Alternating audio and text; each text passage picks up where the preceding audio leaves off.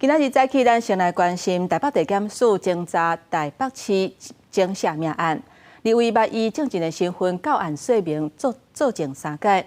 不过，这案情即马是出现变化，立委第4届到案说明的时阵，当庭红转做是被告，先后立委甲因牵手，分别以30万甲15万交保。有没有觉得自己很冤枉？穿保湿的棒球外套，伫乌帽啊加翠暗。甲顶回被团团时阵的清查拢共款，一令立委牵涉惊吓命案，二是第4遍到案说明，脚步正紧入去台北地检署，拢无讲话。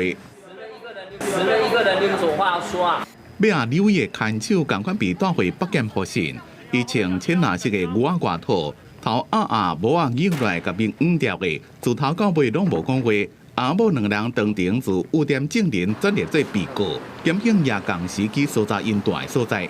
有话要说吗？好，谢谢。有教唆其他信众吗？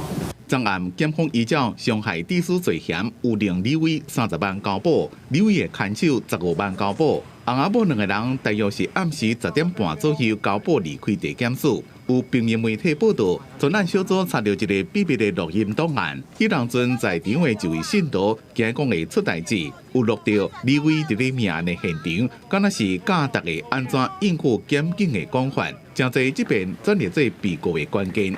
公司新闻采访报道。